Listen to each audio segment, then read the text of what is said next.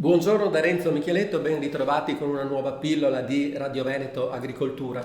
Mercoledì 23 dicembre alle ore 10:30 sulla piattaforma Zoom si terrà un importante convegno, ovviamente online, dedicato al settore vitivinicolo.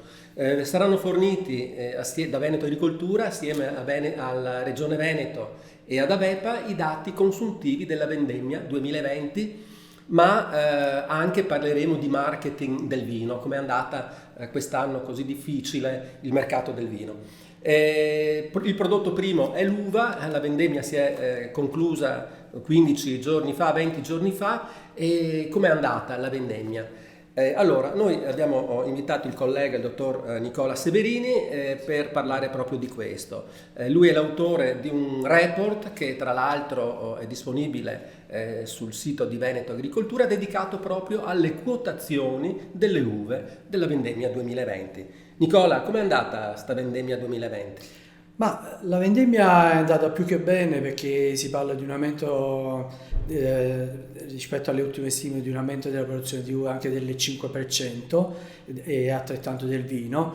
Le uve invece, le quotazioni delle uve sono rimaste stabili per quanto riguarda il prezzo medio dell'uva generale del Veneto a 58 centesimi di euro al chilo, quindi stabile. Quindi scusami, vuol dire che le cantine hanno pagato ai viticoltori una media di 58 centesimi per chilo. Sì.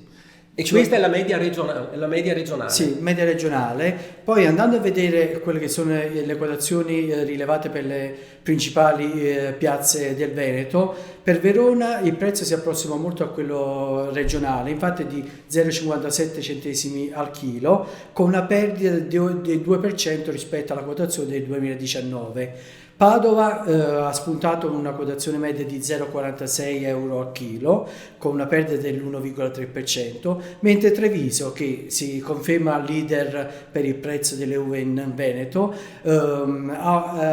si rileva una quotazione di 0,71 euro al chilo, con un aumento in questo caso del 2,5%. Noi riusciamo a dire che questa quotazione superiore è dovuta ovviamente al traino dell'uva glera, sì, con la quale si fa il prosecco, vero? Sì, Treviso ormai è la testa d'ariete del commercio sia nazionale che internazionale del vino veneto, con le sue bollicine del prosecco.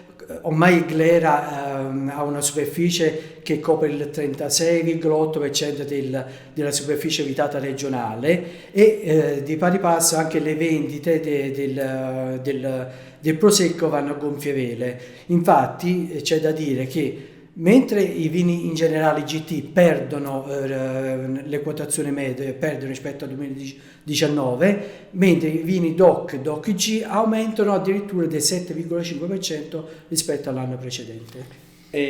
Com'è che funziona il meccanismo del pagamento delle uve ai viticoltori?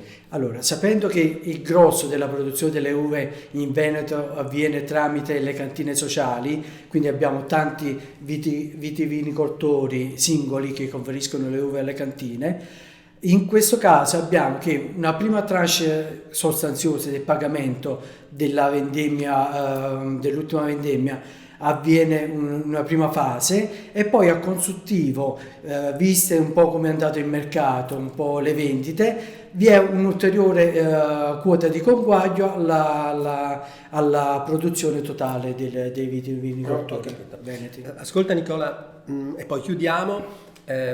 E ricordiamo l'appuntamento del 23 di dicembre alle ore 10:30 sulla piattaforma Zoom. È necessario iscriversi, e l'indirizzo poi per l'iscrizione lo trovate sul sito di Veneto Agricoltura. Volevo chiederti, Nicola, abbiamo parlato di quotazioni delle uve, ma chiudiamo dicendo: è stata una buona vendemmia sia sotto il profilo qualitativo che quantitativo? Sì. Metti lì 2 cifre e poi chiudiamo. Ok, le ultime stime di Asianology, prima di quelle lì particolareggiate dei tecnici veneti, parlano di 13,8 milioni di uve per il Veneto, che con un aumento del 5,1% rispetto all'anno precedente, che tradotti in vino si arriva a 10,9 milioni di ettolitri, con un aumento in questo caso che sale al 5,7%. Grazie Nicola, ringraziamo il dottor Nicola Severini e per l'ultima volta lo ricordo ancora perché tutti questi numeri saranno forniti il giorno 23, mercoledì 23 alle 10:30 sulla piattaforma Zoom con la Regione Veneto, Avepa e Veneto Agricoltura saranno forniti i dati consuntivi della vendemmia 2020, ma parleremo anche di mercati